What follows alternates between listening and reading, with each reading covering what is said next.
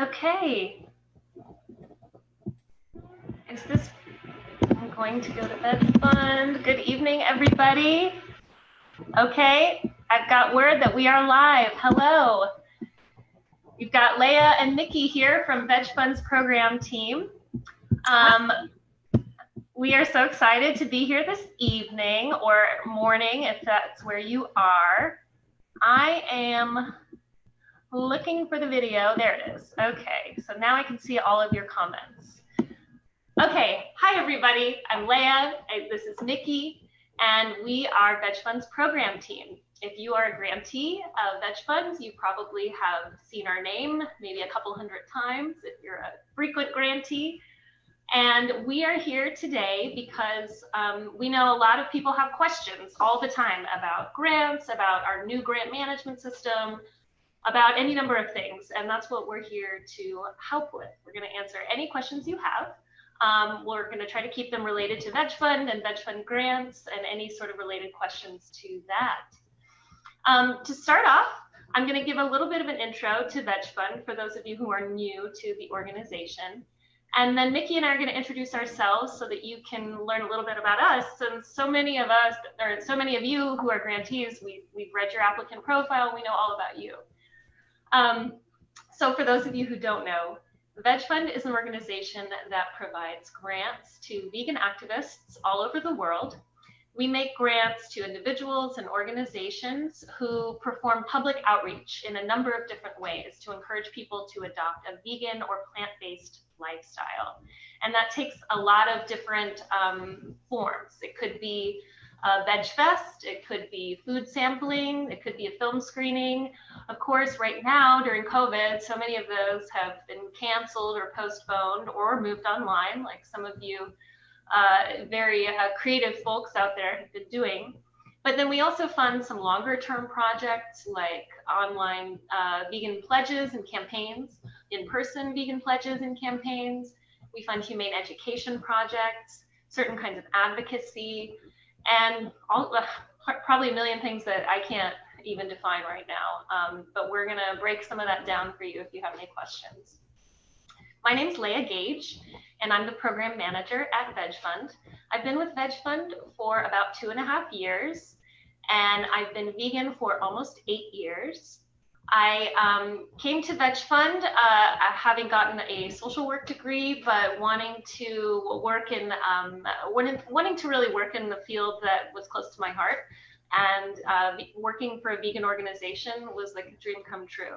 I got lucky in that I found my niche in this organization, working with some kind of ad hoc projects, doing a few things like as a freelancer, and eventually I got hired on full time as a programs person. So since then, I've been working with hundreds, if not thousands, of people who apply for grants and who have questions about vegan activism.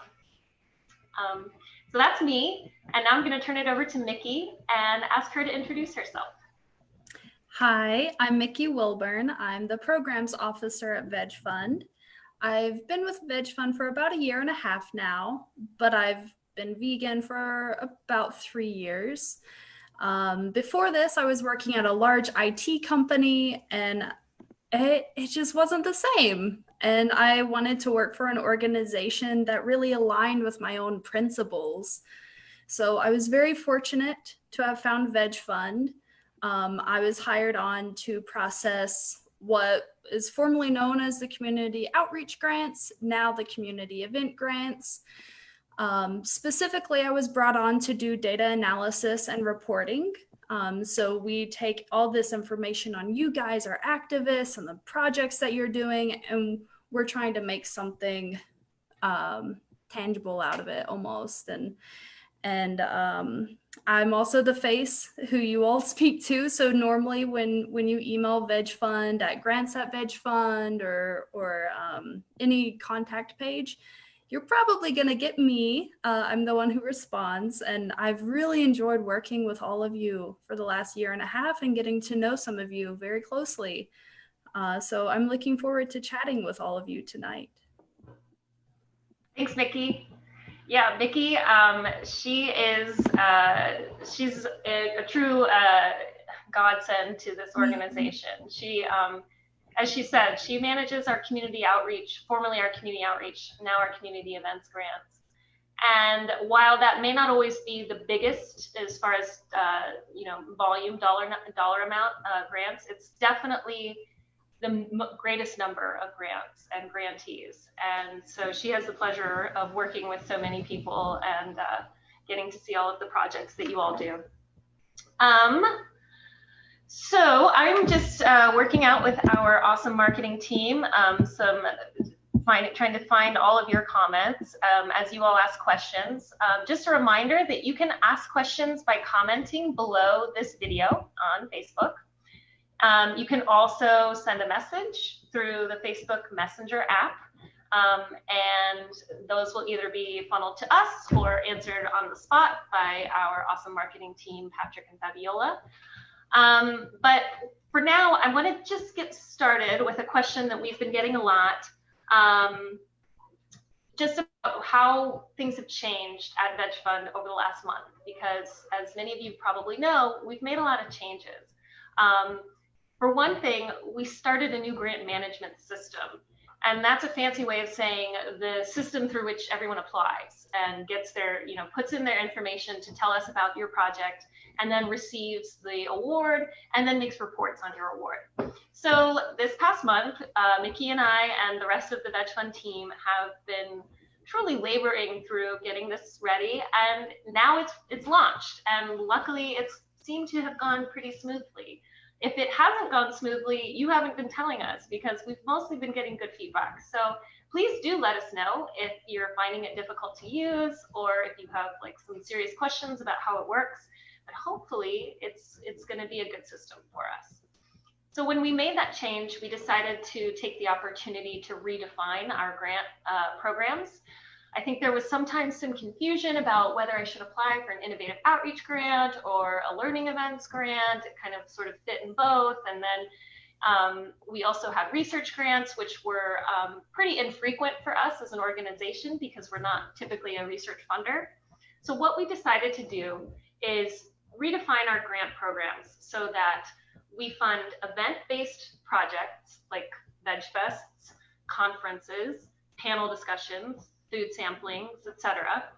Those can be online, those can be in person, but they're generally short. They're, maybe a couple day festival, maybe it's a week-long festival, but it's a finite amount of time, and it's something where you're going to apply, you're going to submit your budget, and then you're going to submit one final progress report to us in order to receive your reimbursement.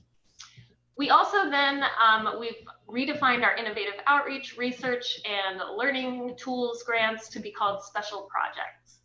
And these are really for more long-term projects. These are things like long-term challenges where you're probably not reaching as many people, but you're making maybe a deeper impact. You're making a longer-term impact.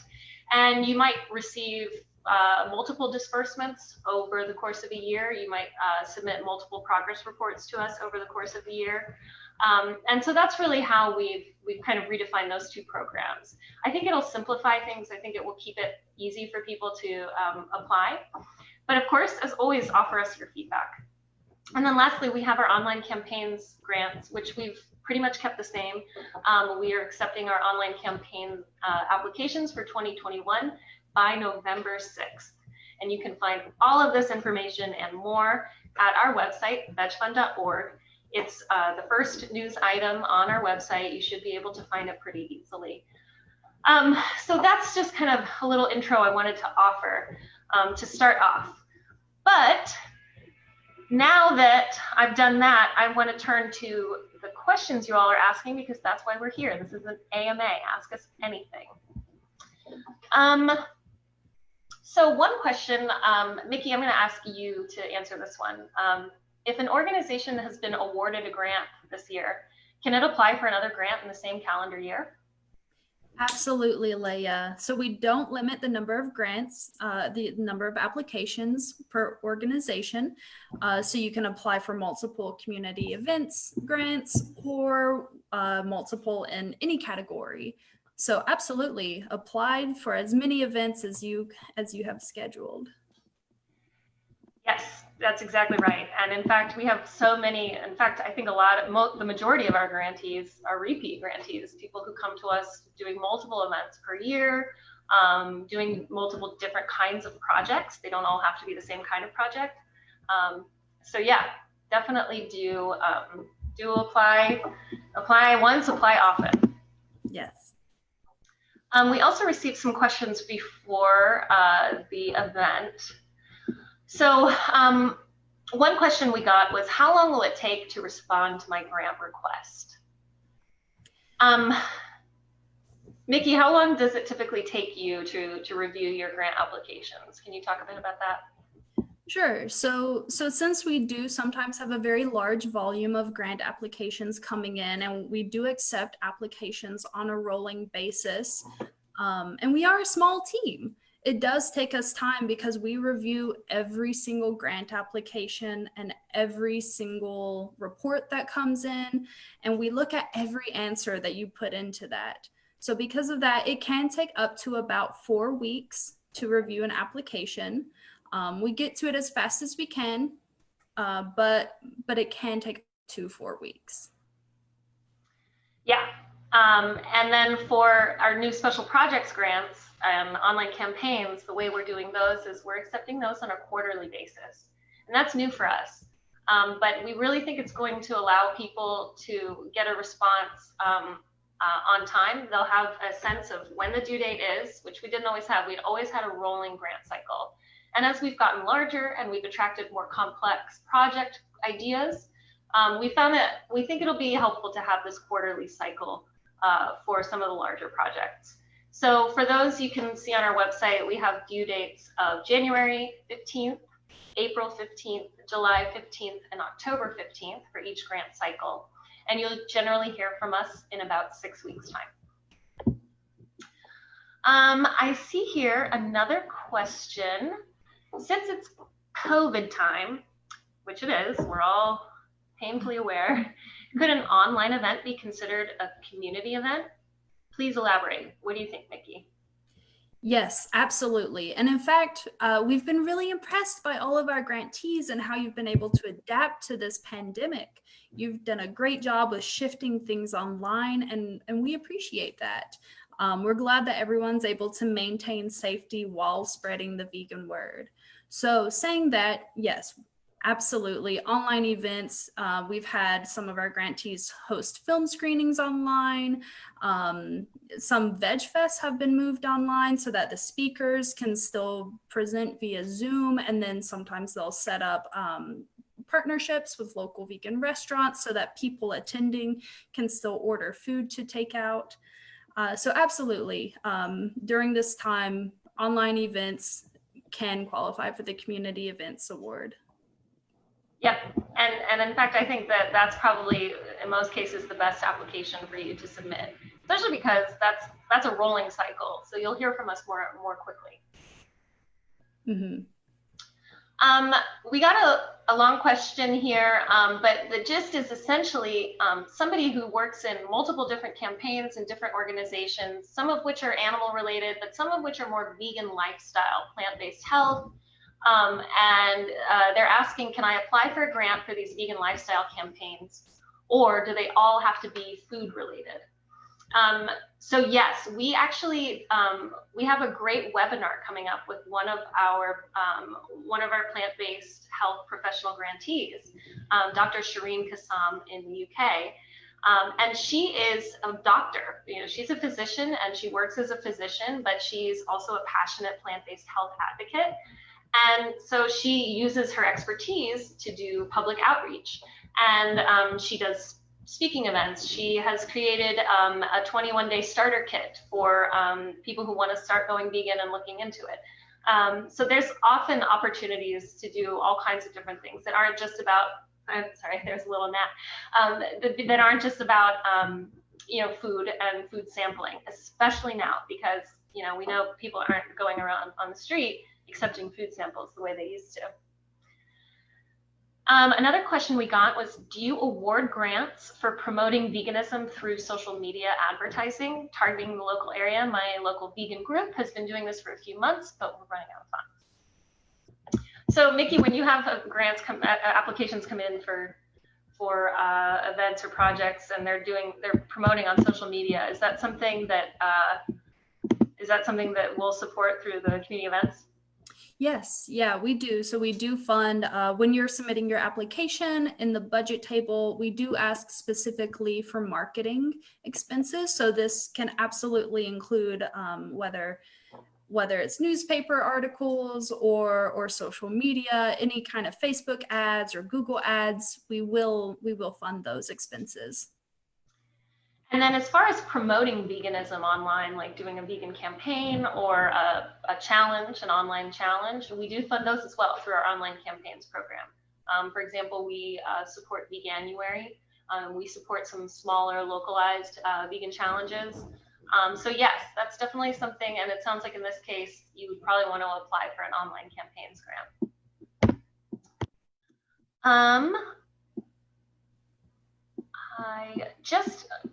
A question just scrolled by me, but I think I caught it before it went by, which is that a question about, do you have some tips for submitting an application? What do you think some of your best tips might be, Mikki?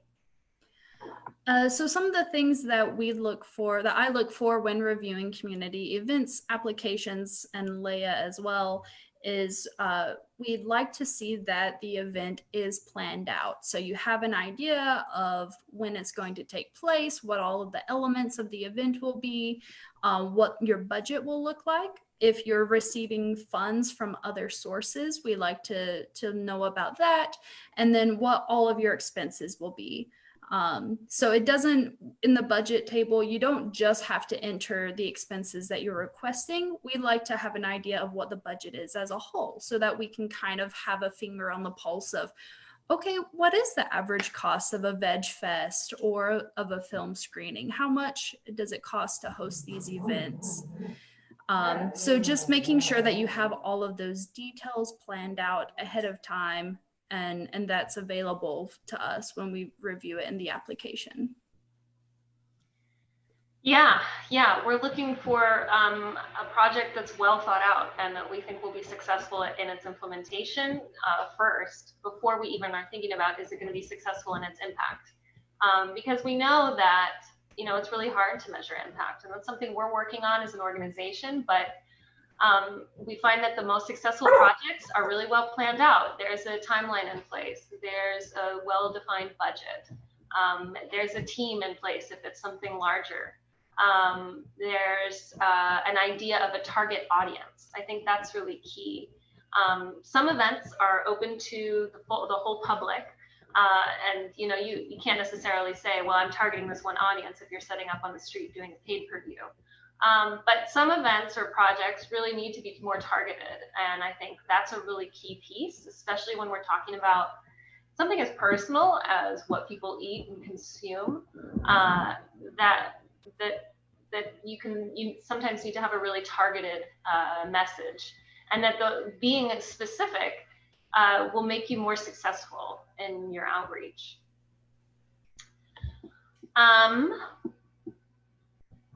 So Kyle asks, could you discuss how you prioritize funds for vegan festivals? Do you want to talk about how we review festival grants, Mikki? Yeah, so some of the criteria that we consider for festivals specifically is it accessible to the public? So is there an entrance fee to get in? And if so, is that suggested, or does somebody absolutely have to pay a certain amount in order to attend the festival? How large will the festival be? So approximately how many vendors will be available? Is there any type of evaluation going on, which Leah mentioned? We know it's very difficult, but is there some sort of maybe volunteers walking around surveying some of the participants? We also look at approximately how many people have attended. So have you hosted this event in the past? And if so, how many participants have you gotten in previous years? And how many people are you expecting to receive this year? Those are some of the key elements that we're looking at when we're considering funding vegan festivals. Thanks. Yeah, that's very helpful. I hope that was helpful. And we do talk about festivals. We have a specific section on our website that you can check out. It's nestled within our community events overarching grant area, but we do talk specifically about vegan festivals. So we have 3 questions that have just come in that are all about the level of funding. Is there a grant cap? What is the typical amount that we fund?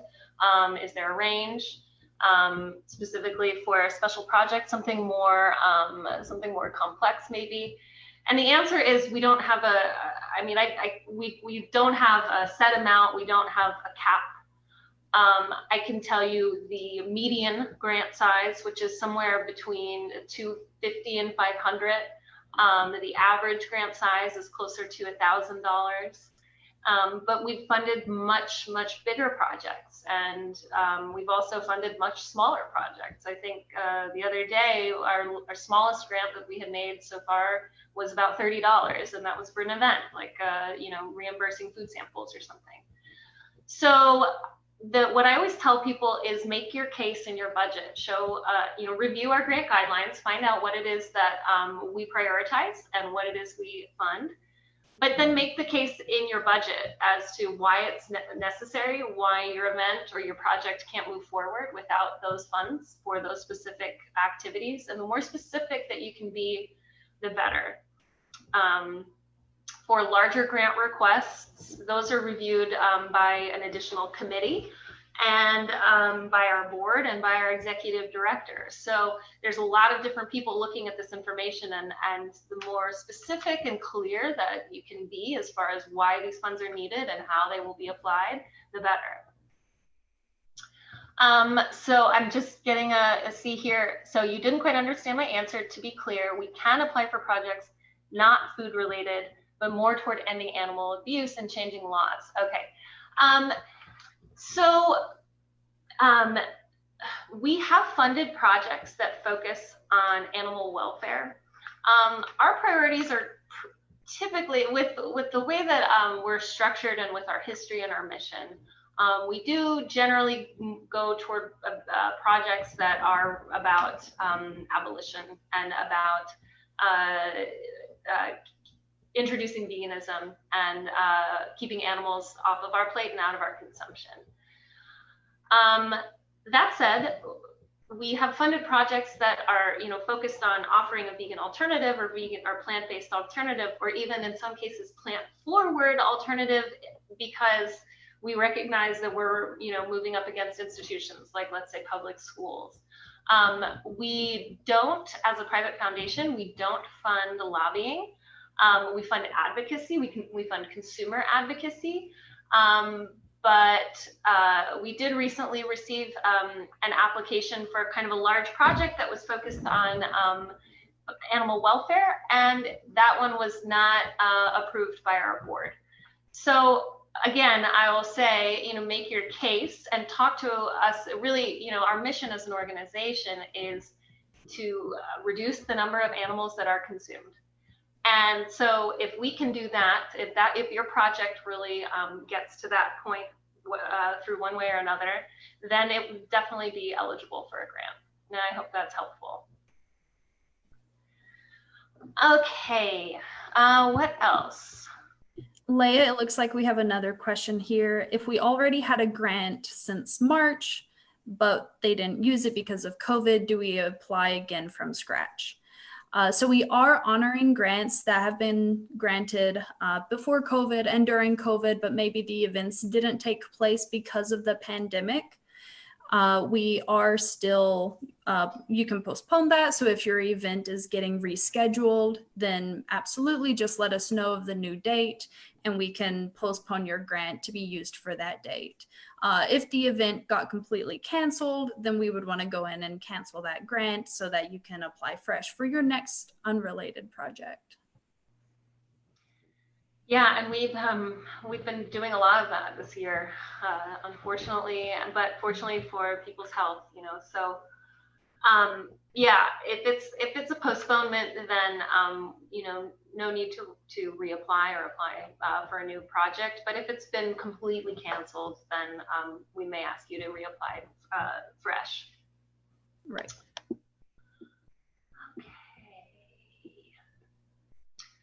Would it be possible to fund something like a vegan education food truck? Sure. Yeah, as long as it's not a business, it's not a, you know, it's not a food truck that's really focused on, you know, selling food. That's not something that we support. But if it's about education and outreach and like food sampling, then we might be able to. Again, you know, we look at who the organization, who the project was targeting, and the implementation. But yeah, if it's a business, then that's not really that's not really a project that VegFund would support. There are definitely there's more and more every day, you know, institutions that are doing funding for businesses, vegan businesses. VegInvest is one. I know, like, I've been getting all these emails about the Vegan Investment Club. There's definitely stuff out there for vegan businesses. Unfortunately, that's not something that VegFund supports. But if it's more education focused, then it might be. Someone asks, can you clarify what you mean by funding advocacy but not lobbying? Yes. What I mean is that we cannot fund things that are specifically focused on changing laws. That is legally not something we're able to do. But if it's about advocating to the consumer public about what it is you're eating and why you might consider not eating it, then we could fund it. Yes, and thank you for your response. Okay. There was an older question, a previous question. Are you funding projects in Kenya? So we have had some applications from Kenya. We do accept applications from all countries. We are an international organization, fortunately. So we do encourage you to apply, absolutely.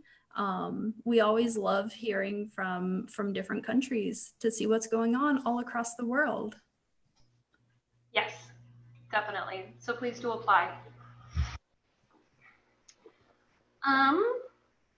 Let me go back to some of our other questions here.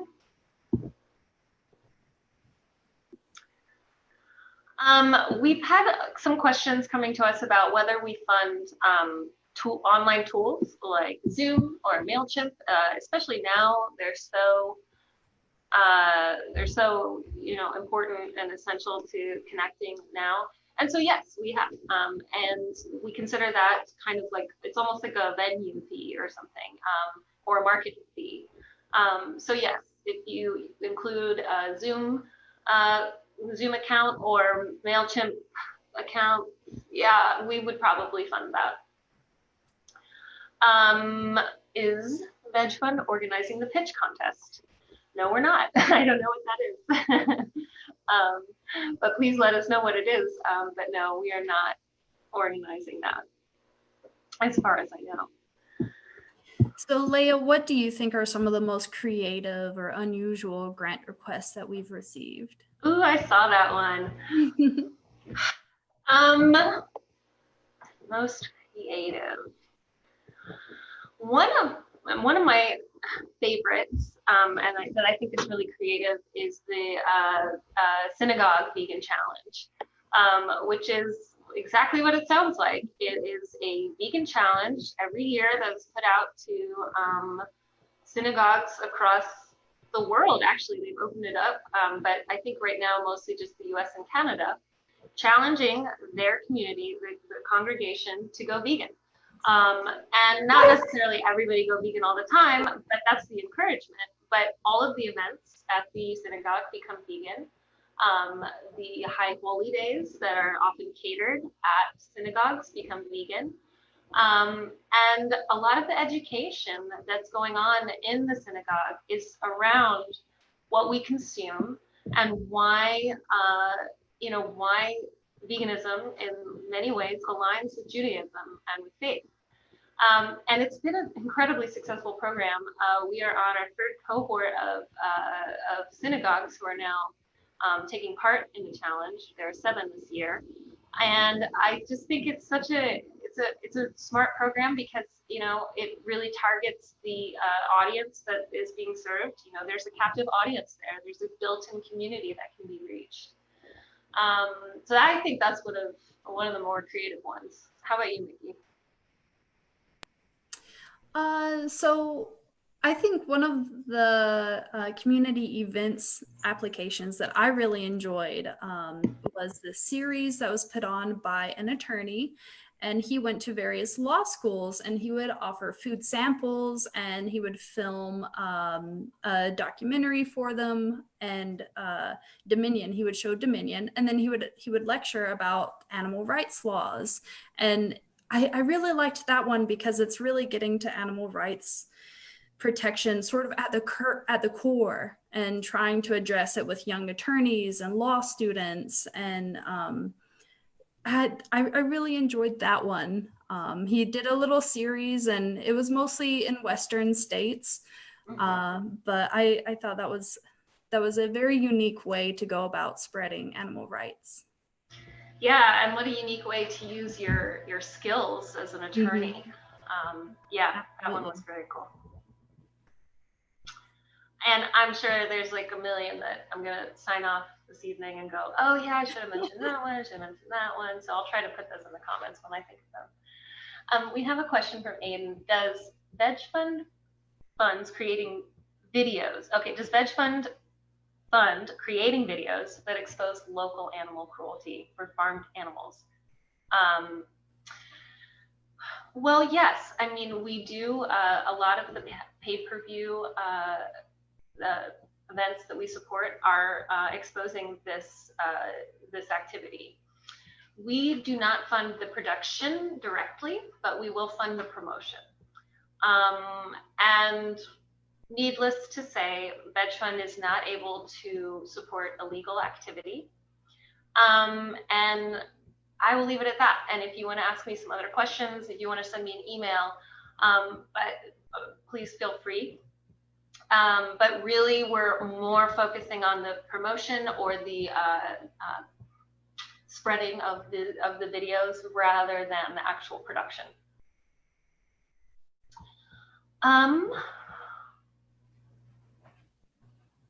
Related, helping with investigation-focused equipment and travel expenses. No, unfortunately, that's not something we support.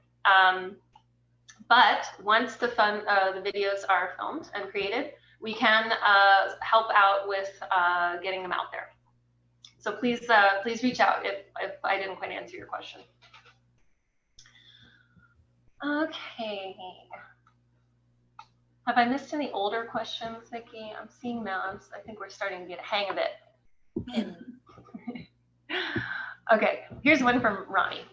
Would you be able to fund the printing of flyers to be delivered throughout a local area, say 40,000 homes, even if the flyers were encouraging people to go vegan rather than promoting a specific event? Yes. Yes, in fact, we have, especially during COVID. We've had a couple of creative thinkers out there who have come up with contactless, dropping in mailboxes since everyone's at home, leaflets or flyers about veganism. We have moved away from doing a ton of leafleting, mostly because we find that it's just not super effective. We think a lot of people just don't want to take leaflets anymore. When they do, they get thrown into the trash. We've seen a lot of organizations who host big events, move away from offering paper materials and things like that. But for the right project that's executed in the right way, we would definitely consider it. Okay, can advocacy include litigation? Well, to my knowledge right now, I don't think VegFund has supported any projects that are specifically focused on litigation. We do fund organizations that engage in litigation. I think it would really depend on the project. I won't say no outright, certainly. I think it would definitely depend. So if you have like an idea for something like that, reach out or feel free to submit an application and maybe. And there's Rupert, who we haven't introduced. Mikki has two awesome dogs who are very, they're active members of the VegFund family, I would say. They do participate in most of our meetings. They do. And I appreciate their feedback and their input, frankly. Okay. So I have somebody asking a question about an application that they've submitted. So for right now, because we've had our pause in grant activity, which is something VegFund's never done, we are accepting applications for projects that took place during that time. And if you've applied for a special projects grant and the deadline came upon you and you weren't ready for that because you're used to VegFund's rolling grant cycle, we are going to honor and review all grant applications and not make any ineligible simply because they are requesting funding for a project that's passed. So I think in your case, Kyle, I think it is possible that you could be retroactively awarded the funds for this campaign. So, you know, we typically don't do that, right? If you are applying for an event that took place in the past, we ask that you, one of the things that we value, because we have so many applications and we have so much demand for our funds, is that we ask people to plan in advance and apply for projects in advance. Obviously, that wasn't possible over the last few weeks, few months, really. So no, we're not going to be penalizing anybody through the end of the year for applying for projects that happened beforehand. But do, as a general rule, always apply in advance as much as you can. And I recognize that you probably did in this case, Kyle. So don't worry about that. And thanks for your question.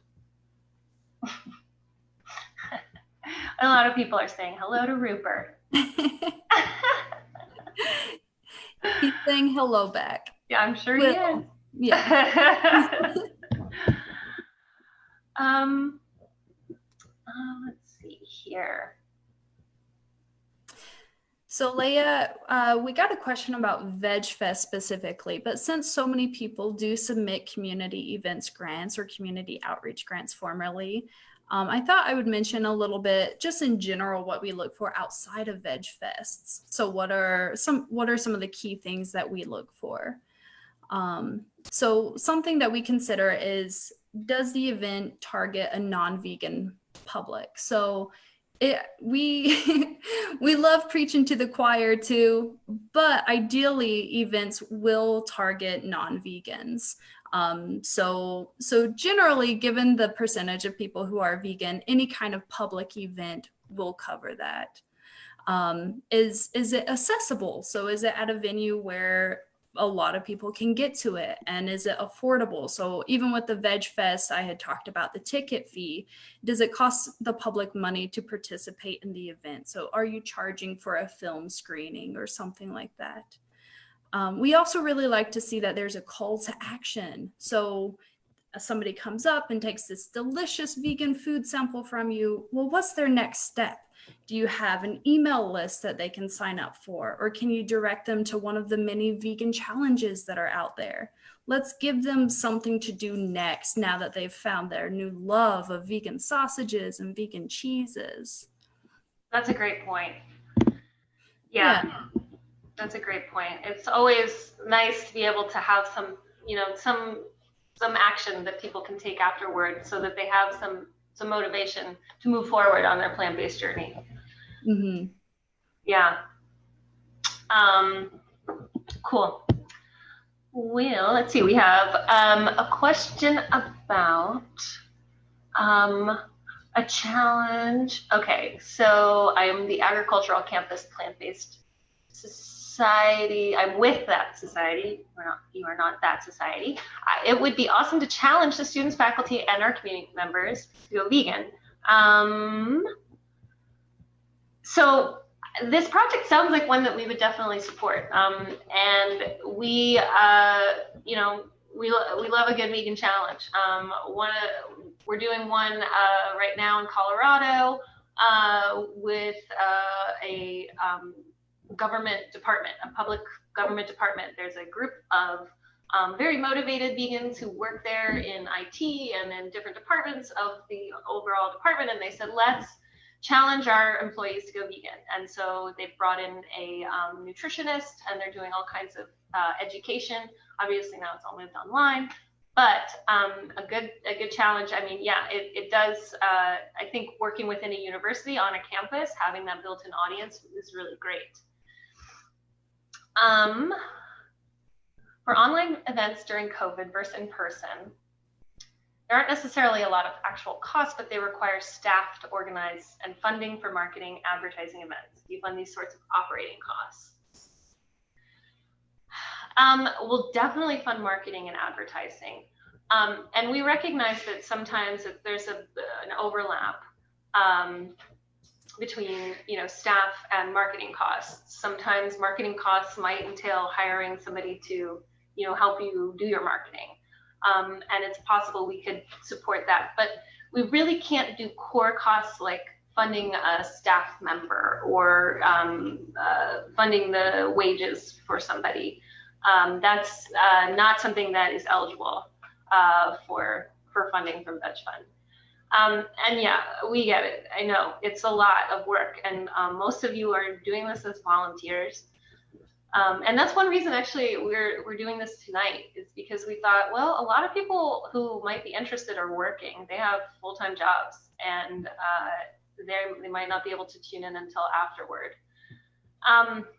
And it's a challenge, and that challenge is not lost on us. But at the moment, we are not funding time costs or wage expenses for events like that.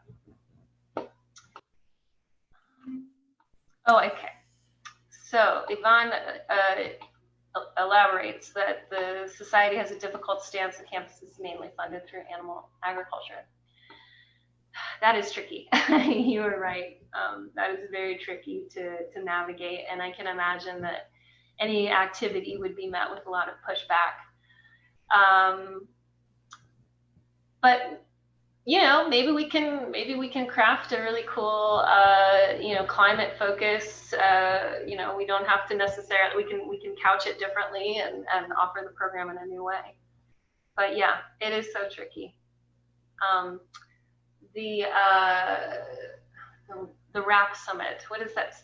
The Rancher Advocacy Program. They might have some good resources for you.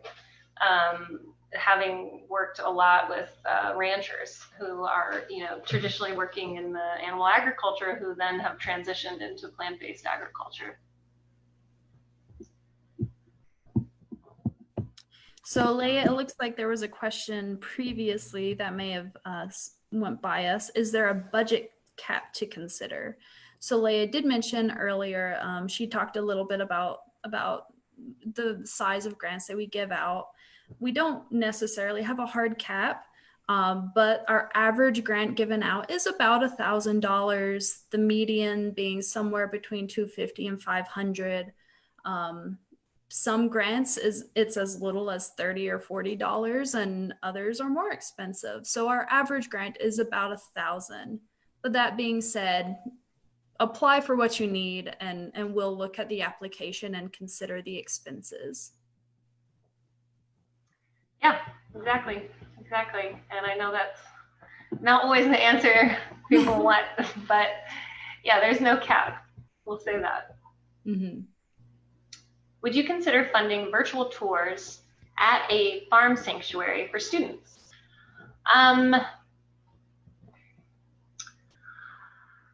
So yeah, asking, would you cover the fee normally charged for virtual tours, or just the marketing and Zoom fees? For animal sanctuaries, we have always kind of funded projects with sanctuaries because we don't fund operating costs, and most of a sanctuary's operating costs are operating costs. So we will provide funding up to a certain amount based on the number of people attending. It would depend, but I think in this case, that would be considered like a venue fee, essentially. So as long as it wasn't exorbitant, or like Mikki said, for a lot of our events, we stay around $5 or less for an entrance fee. But we know that not all events can be held with a $5 entrance fee. So yeah, I think that, Jenny, to your question, we would definitely consider funding that in addition to marketing and Zoom fees. And we've had some virtual sanctuary tours, haven't we? Isn't there one with like a group of teens or something? Yes, yeah, there was one that was part of a series that took place, and they worked with the same set of teens, and it involved a film screening as well as a virtual tour, and then they followed up with a pizza making party where they delivered, it was during COVID, so they delivered all of the pizza ingredients to these students, and then they streamed and they all made pizza together. That raises a good question. Do we typically fund meals for people? So we tend to go for bite-sized food samples. Our normal events are for samples, food sampling. That being said, with COVID, we have gotten into funding meals a little bit. We do. We like to target some that can have a large outreach while keeping the costs low. So some of the events that we've funded, a couple of them in Uruguay, actually, they're called Popular Pots, and we funded a few months of it, and they were able to feed people at $1 per meal, which is just great outreach, because then we can fund a lot of meals and reach a lot of people. So with COVID, we have gotten into funding meals a little more. Yeah, provided there's some kind of an educational component, and ideally some kind of a long-term model for how this, how engagement will continue with whoever's being served. Let's see. So would you fund a $4,000 site reservation fee for a vegan festival? So yeah, we will fund event-related, venue-related costs, like a reservation fee. The amount will really depend on the number of people that you're planning on reaching. So if it's a really large, huge festival of more than 5,000 people, then we might be able to support a $4,000 venue fee. It would really just sort of depend on your numbers. Display materials. Yes, we do fund display materials. For more expensive display materials, we ask that the applicant really make a case that they're going to be using these at multiple different events. If it's one of those stand-up banners that, you kind of accordion out, those are great and are really important to be eye-catching. And we know that at like a big festival or events, when you just have your little table with your leaflets and nothing else, that people don't always come to your table. So having those materials is really important, and it's part of your outreach. But we just want to make sure that they'll be put to great use. So if you can make a case that you have a bunch of events planned for the year, or plans to do a lot of outreach, then we would definitely fund something like that. Okay. Wow, this hour has blown by. I can't believe it's 10 till. You all have kept us so busy, and that's great. So for those of you who are still here, is this the sort of thing that, and feel free to comment or send us a message, But let us know if you think this sort of AMA, open office hours or whatever is something that we should be offering more often. We've talked about it, and if we think that it's going to be useful and people will tune in and ask their question and get the answer they need, then maybe it's something we should offer more often. So definitely let us know.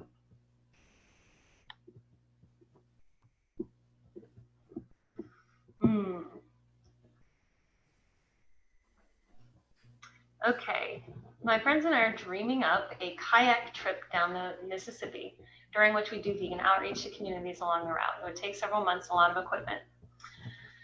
So for this sort of a project, we would fund the outreach piece. We do have a lot of requests for that sort of, can you fund travel expenses? I want to take this trip and do vegan outreach alongside. So we don't fund travel expenses. We probably wouldn't be, we don't fund like room and board. So if it's, equipment needed for the actual camping and the river travel, we probably wouldn't be able to fund that. But if you can get your outreach planned in advance and you can, you have communities that you're going to be reaching and you know that they're going to be there to welcome you, then yeah, I think we would definitely consider funding the outreach piece.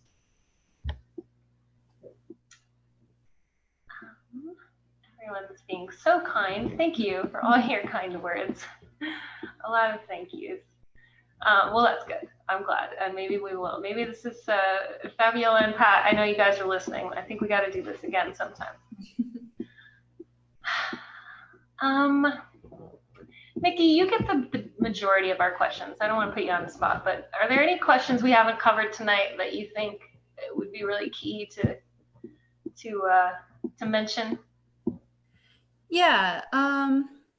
So I do get a lot of emails asking about specific projects. So I'll get an email and somebody goes through a lot of detail explaining their project.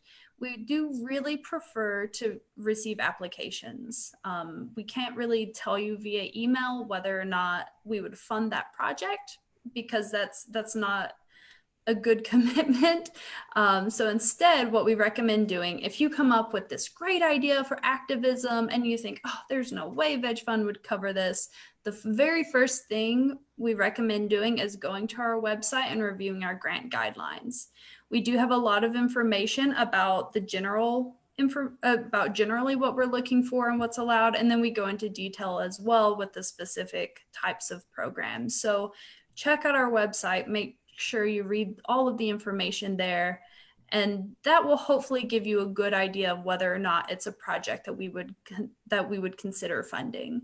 And then after that, if you're still questioning or if you feel like it is something that is covered in the grant guidelines, we encourage you to submit an application. And that's where we also ask that it be planned out so that you have all the details in place and you have an idea of what the budget will be.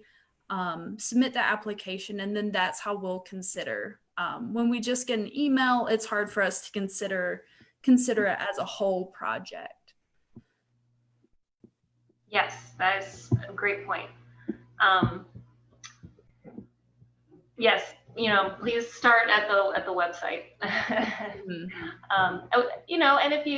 if you come to a part of the application or a part of the website that doesn't make sense to you, then of course, feel free to reach out to us. We get a lot of questions, and Mikki is stellar at answering these questions and keeping her inbox clean. It is remarkable. So she will get back to you, I promise you.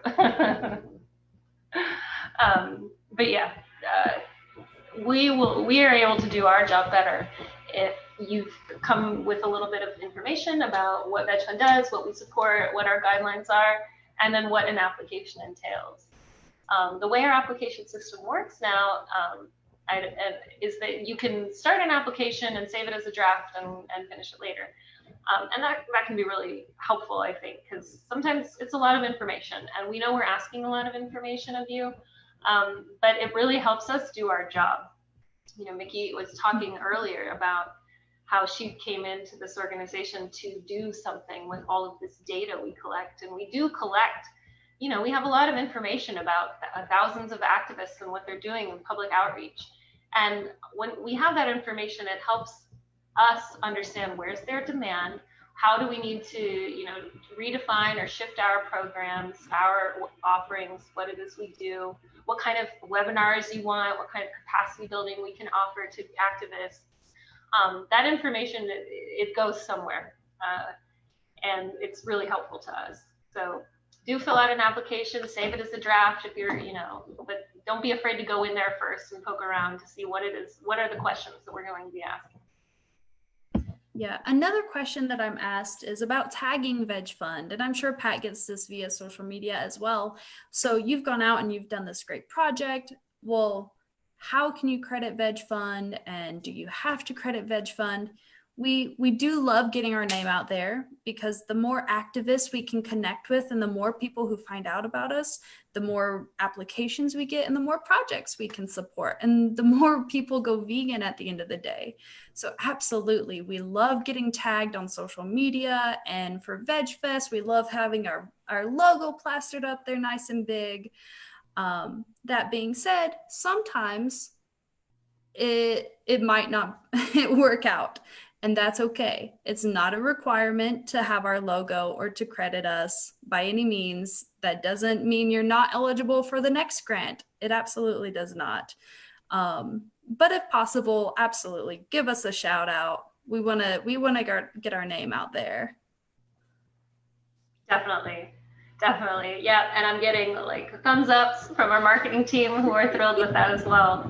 It really helps. And we get more people who want to apply for our grants, which is good. Mm-hmm. One new question here. Would the cost of producing a video about living vegan in a local area be funded? What's available in supermarkets, local eateries? Yeah, if it's well implemented, if you think this is something that's going to be targeted and that has the opportunity to be seen by a lot of people, then that's potentially something that we would support. That's an educational tool. So another question popped up related. I have a guest lecture plan. So along with wages, we don't fund honorariums for speakers, but the lecture you have planned probably has marketing expenses, probably has Zoom related expenses if it's online. So yeah, that could definitely be something that we would support. So yeah, I hope that's helpful. You know, there's so many creative ways to figure out how to get people to think about being vegan, and you know, showing them a supermarket from a vegan's perspective could be really helpful. I know when I first went vegan, you know, I remember that first trip to the supermarket, and it was a little intimidating. Mm-hmm. Obviously, nowadays it's so much easier than, you know, it was even 10 years ago, or certainly more than that. Oh yeah, and I'm getting a reminder. Yeah, we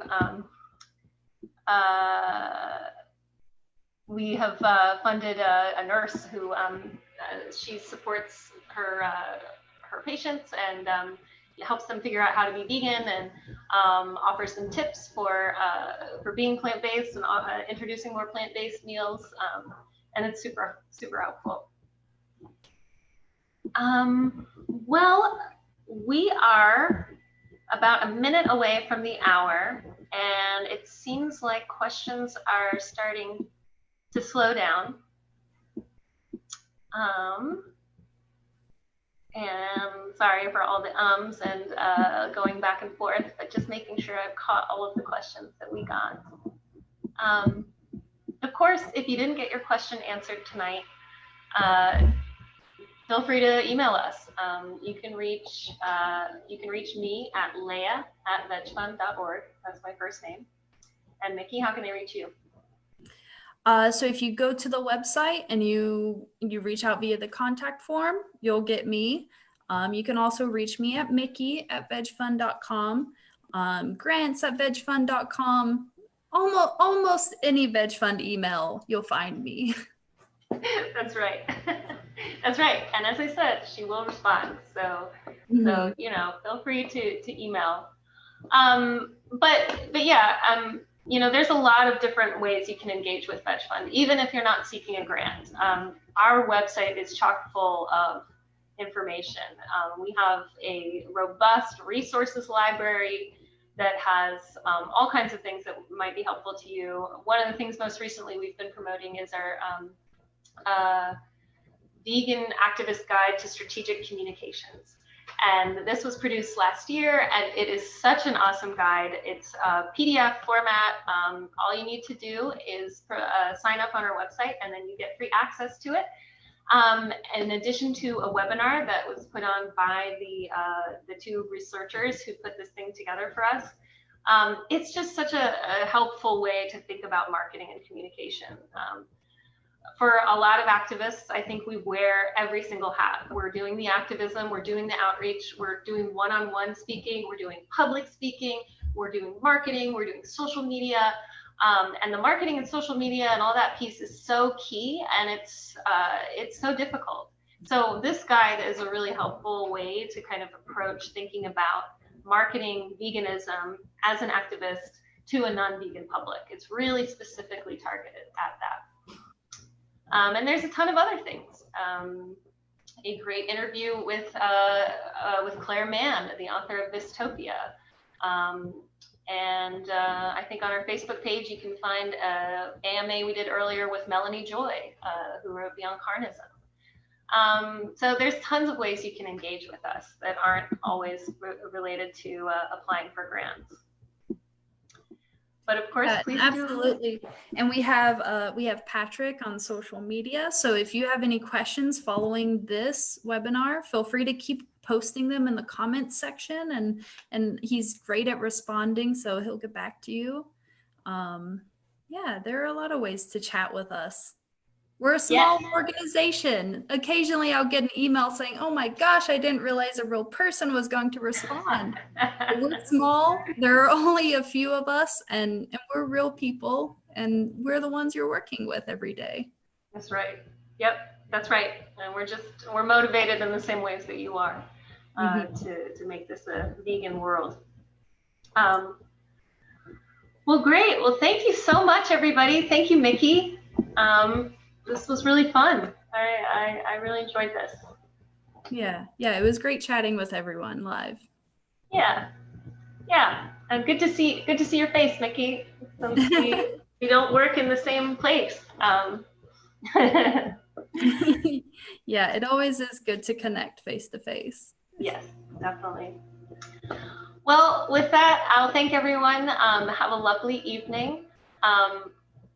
Definitely check out vegfund.org. Definitely email grants@vegfund.org. Make comments here, add your questions, tag VegFund on Instagram, Twitter, Facebook, and keep up all the amazing work that you all do. It is truly inspiring to come to work every day and work to support people like you who are spreading this incredible message of reducing animal consumption and being vegan. So thank you. Thanks, guys. Have a great night. Bye. Bye.